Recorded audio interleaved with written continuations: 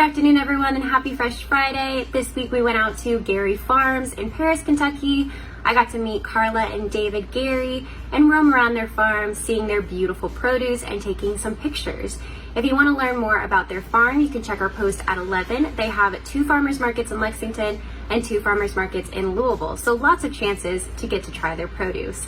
This week we are making elote corn salad, which is absolutely delicious. It's perfect to bring to barbecues, picnics, any kind of family get-together. And bonus, if you have your grill out, you can grill your corn for a little extra char and flavor. So let's get into it. We're going to start by prepping our ingredients. So I have half of an onion here, and I chose a white onion because that is what I already had in my fridge. So I'm just going to roughly chop this up. As you can see, I'm almost doing a little bit of a mince pattern with my hand on the back of the knife, just because I don't want any big chunks of this in our salad. Raw onion, when you bite into it, when you're not expecting it, is not always the most pleasant surprise. So we're just going to keep breaking these down until we get manageable pieces. And you're not looking for an exact mince, we're just looking for less than a chop, but more than a mince, if that makes sense. I'm pretty happy with where this is at, so I'm just going to scoop this up with the back of my knife, and we are going to add this to a bowl that we're going to put onto the side. So I'm just getting every little bit, and then once I'm finished with that, I'm going to just use a wet paper towel to wipe off my cutting board. Up next, we have our cilantro here. So I have a nice bunch. I'm going to go through each stem and pick off the leaves.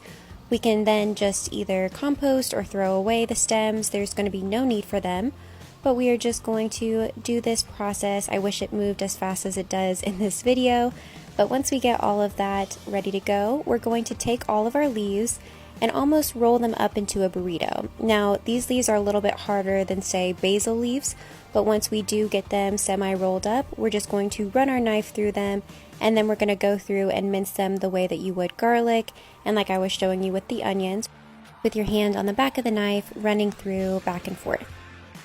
And finally, we have some chives here that I've lined up.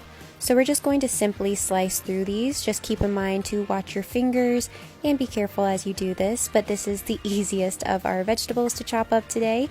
And once you get through that, we're just going to put it in a bowl onto the side for our corn. And speaking of corn, the star of our show, I have some beautiful peaches and cream corn here that I have shucked and also scrubbed to get most of the silks out of. I also broke it in half to fit in my pot, and we are just going to put this in cold water, bring it to a boil, and then once it comes to a boil, turn off the heat, cover for 10 minutes, and it is ready to go. You could also grill your corn, or at this point give it a nice char on the grill, but just be sure to not dehydrate it. So in my bowl here, I have let my corn cobs cool off just a little bit, maybe not quite enough since it's still hot to touch, but in my bowl I added another secondary bowl on the bottom to kind of help me hold up the cobs. And I'm just going to slice all of the kernels off of this until we are completely done. I'm then going to take out the secondary bowl and we will add all of our other ingredients.